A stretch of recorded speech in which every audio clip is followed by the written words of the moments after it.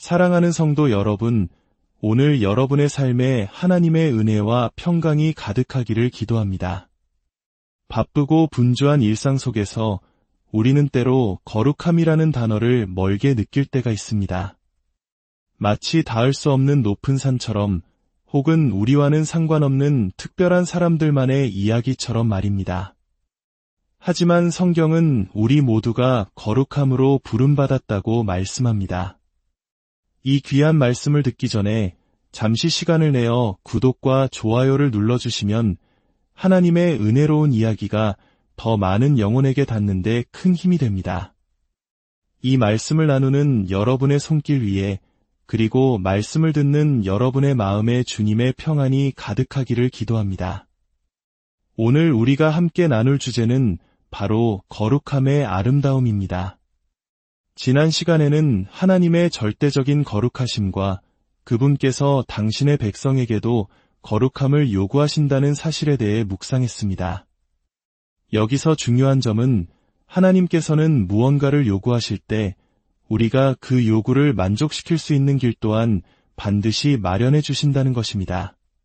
그렇다면 논리적으로 우리는 오늘 거룩함을 위한 하나님의 예비하심에 대해 깊이 살펴봐야 할 것입니다. 지난 시간에도 나누었듯 거룩함은 창조 세계 어디에서도 찾아볼 수 없는 하나님 고유의 성품입니다. 그리고 오늘 말씀의 핵심은 하나님께서 우리로 하여금 그분의 온전한 성품, 바로 그 신성한 본성에 참여할 수 있도록 모든 것을 예비해 두셨다는 놀라운 사실입니다. 이 진리를 굳게 붙잡는 것이 오늘 여정의 가장 중요한 첫걸음이 될 것입니다. 먼저 베드로후서 1장 2절에서 4절까지의 말씀을 함께 살펴보겠습니다.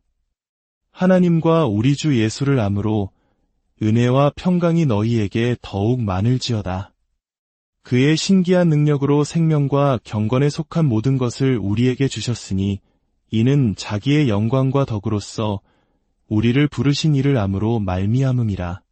이로써 그 보배롭고 지극히 큰 약속을 우리에게 주사 이 약속으로 말미암아 너희가 정욕 때문에 세상에서 썩어질 것을 피하여 신성한 성품에 참여하는 자가 되게 하려 하셨느니라. 먼저 2절을 잠시 묵상해 봅시다.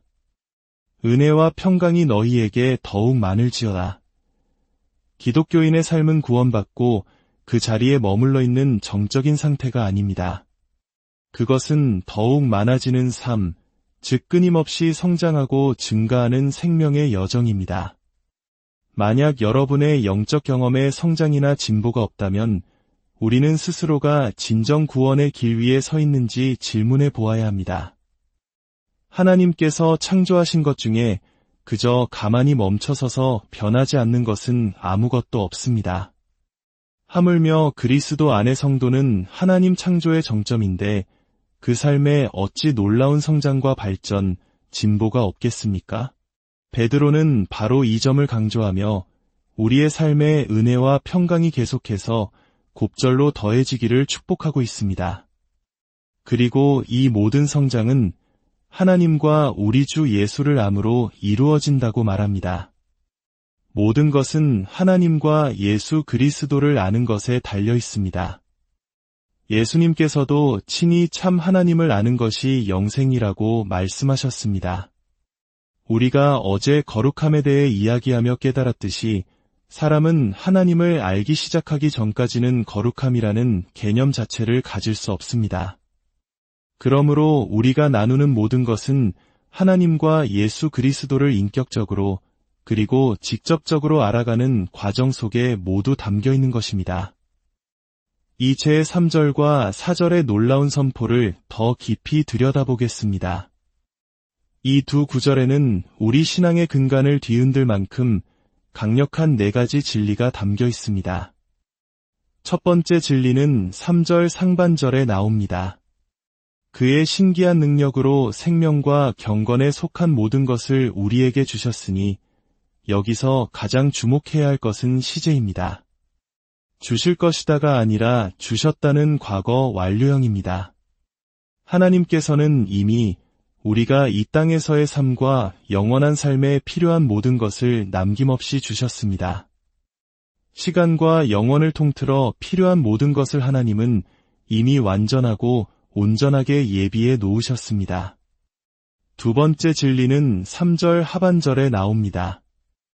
이 모든 것이 우리를 부르신 이를 암으로 말미암음이라. 여기서 암이라는 단어는 단순히 머리로 아는 지식을 넘어 그분을 삶의 주인으로 인정하고 시인하는 것을 의미합니다. 우리의 신앙 여정은 예수 그리스도를 얼마나 깊이 인정하고 받아들이느냐에 비례하여 앞으로 나아갑니다. 교회는 교리를 토론함으로써 하나가 되지 않습니다. 역사가 증명하듯 교리를 논할수록 우리는 더 분열될 뿐입니다. 교회는 오직 예수 그리스도를 주로 인정하고 시인할 때 하나가 됩니다. 구원은 구원자이신 예수를 인정하므로, 치유는 치유자이신 예수를 인정하므로, 성령 세례는 성령으로 세례 주시는 예수를 인정하므로 우리에게 임합니다. 그리스도인의 삶의 진보와 성도 간의 연합은 교리를 분리하여 논쟁하는 것이 아니라 주 예수 그리스도를 온전히 인정함으로써 이루어집니다. 그분을 더 온전히 인정할수록 우리는 그분 안에서 더욱 연합되고 우리의 영적 경험은 더욱 깊어지는 것입니다. 세 번째 진리는 4절 상반절에 있습니다. 이로써 그 보배롭고 지극히 큰 약속을 우리에게 주사 하나님께서 예비하신 모든 것은 바로 그분의 약속 안에 담겨 있습니다. 이것은 너무나도 중요합니다. 모든 신자를 위한 하나님의 완전한 공급은 바로 그분의 약속들 안에 있습니다. 이 문장을 마음속 깊이 새기시면 좋겠습니다. 모든 공급은 약속 안에 있다. 네 번째 진리는 4절 하반절에 그 결과로 나타납니다. 이 약속들을 붙잡고 우리 것으로 만들 때 우리는 신성한 성품에 참여하는 자가 됩니다. 우리는 문자 그대로 하나님의 본성, 그분의 성품에 참여하기 시작합니다. 그리고 그 결과로 우리는 정욕 때문에 세상에서 썩어질 것을 피하게 됩니다. 하나님의 성품에 참여하는 만큼 우리는 아담으로부터 물려받은 옛 본성의 부패함에서 벗어나는 것입니다. 신성한 성품과 부패함은 결코 공존할 수 없습니다. 부패함이 지배하는 곳에 신성은 없으며 신성이 지배하는 곳에 부패함은 있을 수 없습니다. 그러므로 우리가 하나님의 성품에 참여하는 만큼 우리는 자연스럽게 부패함에서 벗어나게 되는 것입니다. 이 놀라운 진리를 4단계로 다시 한번 정리해 보겠습니다. 첫째, 생명과 경건에 속한 모든 것은 하나님의 능력으로 이미 온전히 예비되었습니다. 둘째, 이 예비된 복은 예수 그리스도를 점진적으로 알아가고 인정함을 통해 우리에게 주어집니다. 셋째, 이 모든 공급은 하나님의 말씀 안에 있는 약속들 속에 담겨 있습니다. 넷째, 우리가 그리스도를 인정하고 그 약속들을 붙잡을 때 우리는 하나님의 신성한 성품에 참여하게 되며 그 결과로 세상의 부패함에서 자동으로 벗어나게 됩니다.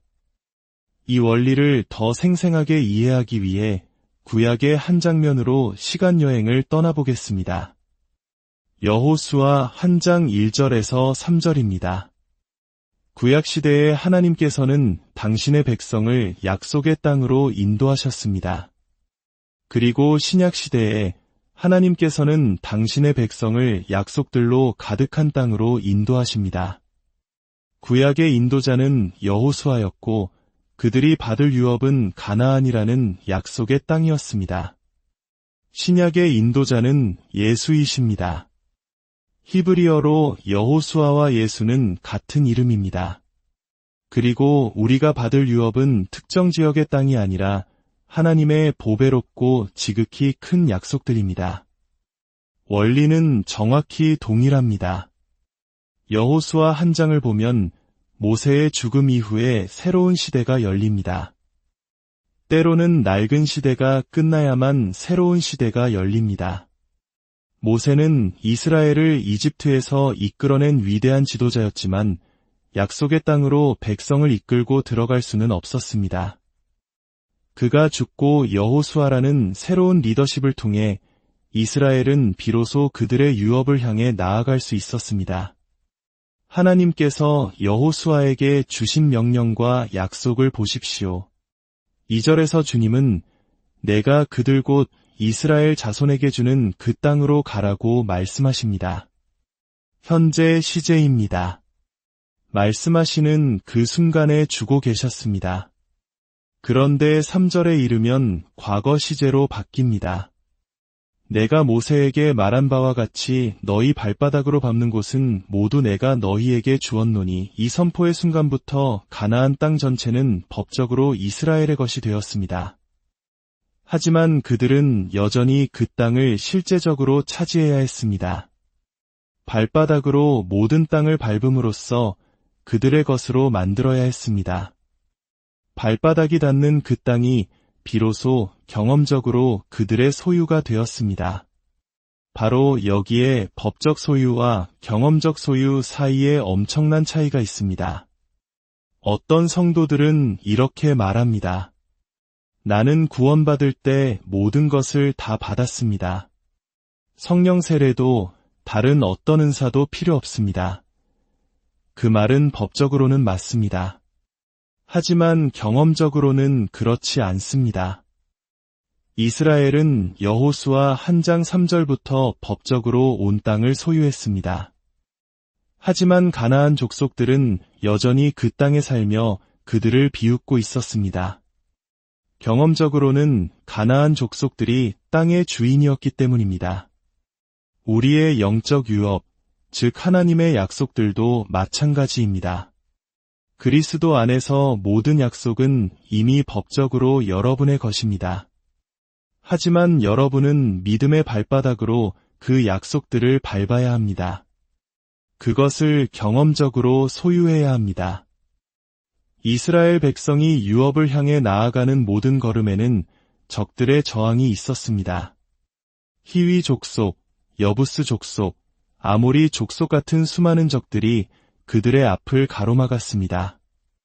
마찬가지로 여러분이 그리스도 안에서 영적 유업을 향해 나아가는 모든 걸음에는 사탄의 세력, 악한 영들의 저항이 있을 것입니다.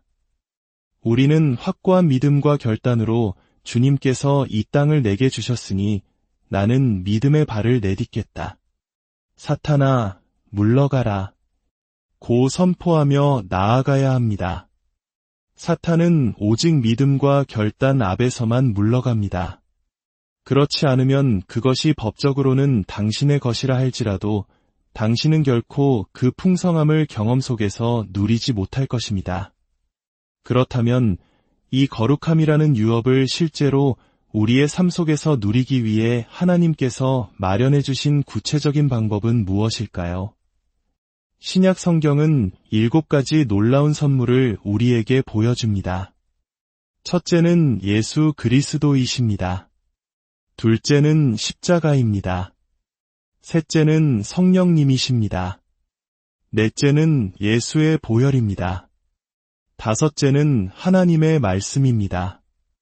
여섯째는 우리의 믿음입니다. 일곱째는 우리의 행함, 즉 믿음을 표현하는 행동입니다. 오늘은 이 중에서 처음 3가지를 깊이 살펴보겠습니다. 첫째, 모든 것은 그리스도로부터 시작됩니다. 베드로후서 1장 3절에서 보았듯이 모든 공급은 예수 그리스도를 인정함을 통해 우리에게 옵니다. 고린도전서 1장 30절은 이렇게 선포합니다.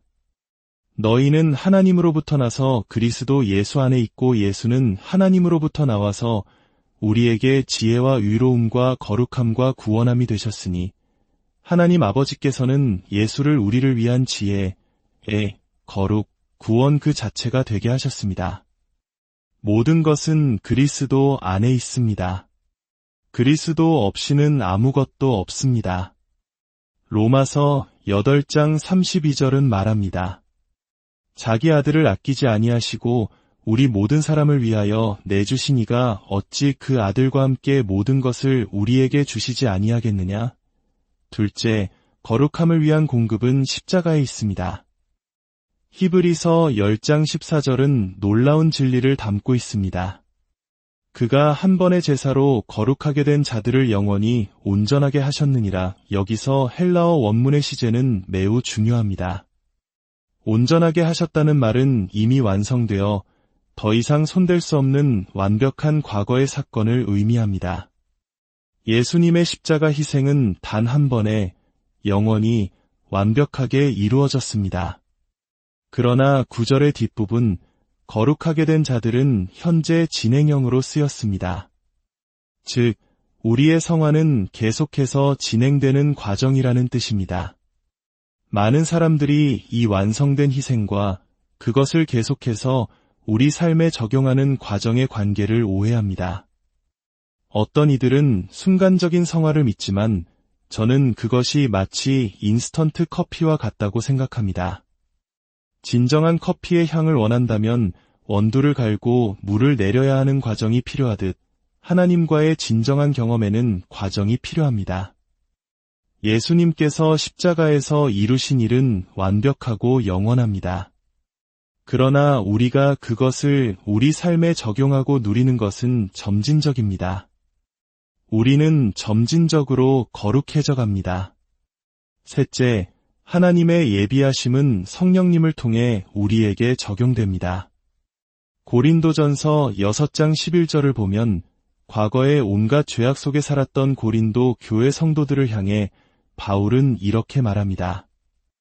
너희 중에 이와 같은 자들이 있더니 주 예수 그리스도의 이름과 우리 하나님의 성령 안에서 시듬과 거룩함과 의롭다 하심을 받았느니라. 십자가가 모든 공급의 기초라면 그 혜택을 우리 삶에 직접 적용하고 집행하시는 분은 바로 성령님이십니다. 그리고 성령께서 집행하시는 은혜 중 하나가 바로 거룩함, 즉 성화입니다. 데살로니가후서 2장 13절은 더욱 놀라운 사실을 알려줍니다. 하나님이 처음부터 너희를 택하사 성령의 거룩하게 하심과 진리를 믿음으로 구원을 받게 하심이니 시간 순서로 보면 이렇습니다. 하나님께서 영원 전부터 우리를 선택하셨고 시간이 되어 성령께서 우리를 거룩하게 구별하시고 진리로 이끄시기 시작합니다. 성령의 거룩하게 하시는 역사로 인해 우리는 하나님의 진리의 말씀을 믿게 되고 그 믿음을 통해 우리는 구원에 이르게 됩니다. 그렇습니다. 성령의 거룩하게 하시는 사역은 우리가 구원받기 이전에 시작됩니다. 성령께서 먼저 시작하지 않으셨다면 우리 중 누구도 구원의 문턱에 이를 수 없었을 것입니다. 오늘 나눈 말씀을 통해 거룩함이 더 이상 우리가 스스로 이루어야 할 무거운 짐이 아니라 하나님께서 그분의 아들 예수 그리스도 안에서 십자가를 통해 성령의 능력으로 이미 완벽하게 예비해 두신 아름다운 선물임을 깨닫는 은혜가 있기를 소망합니다. 여러분의 삶의 모든 걸음마다 하나님의 약속을 믿음으로 밟고 전진하며 그분의 신성한 성품에 참여하는 기쁨이 넘치시기를 주님의